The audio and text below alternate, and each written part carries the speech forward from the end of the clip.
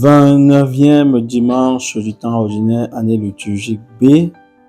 L'évangile est tiré de Saint Marc au chapitre 10, versets 35 à 45. Et nous avons dans cet évangile Jacques et Jean, fils de Zébédée, qui vont s'approcher de Jésus et lui demander « Maître, nous voudrions que tu exauces notre demande. » Et quelle est cette demande? Celle de siéger l'un à sa droite et l'autre à sa gauche dans sa gloire. Ces deux disciples de Jésus s'imaginent que la gloire du Christ est à l'image de la gloire humaine.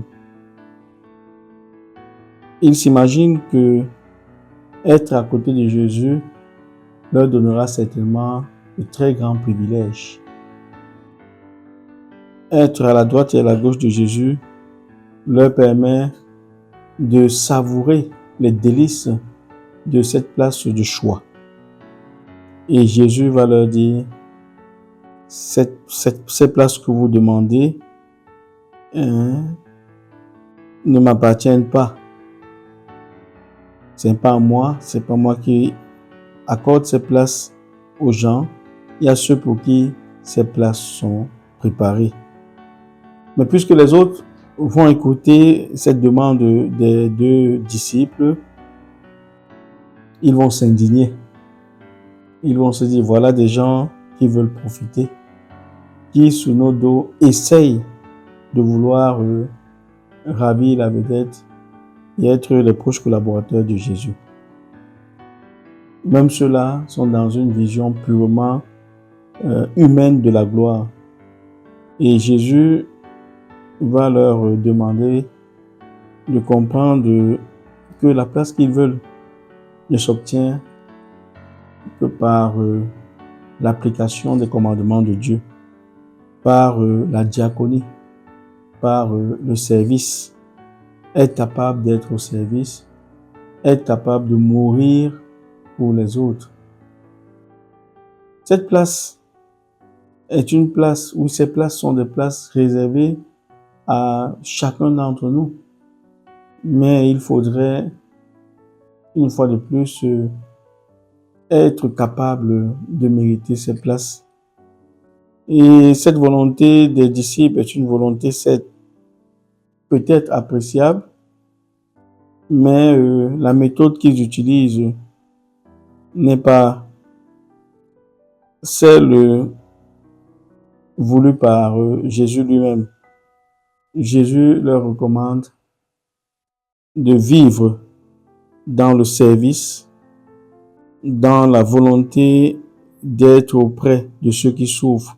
Celui qui veut être le premier sera l'esclave de tous, car le Fils de l'homme n'est pas venu pour être servi, mais pour servir et donner sa vie en rançon pour la multitude. Voilà qui est clairement établi.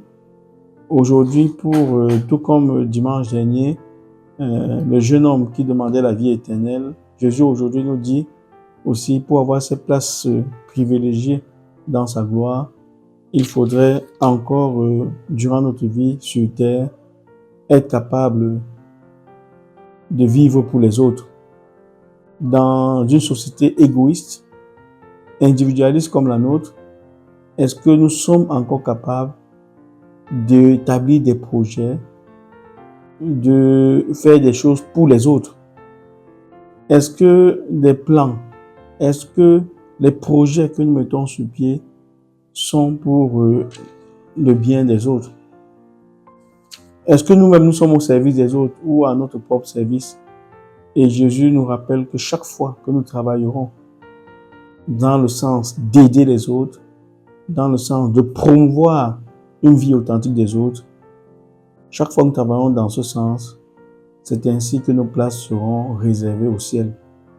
Que le Seigneur Jésus-Christ nous guide, nous accompagne et surtout nous donne la force en ce monde d'être toujours tourné vers les autres et être dédié à leur service. Que le Seigneur nous bénisse au nom du Père, du Fils et du Saint-Esprit.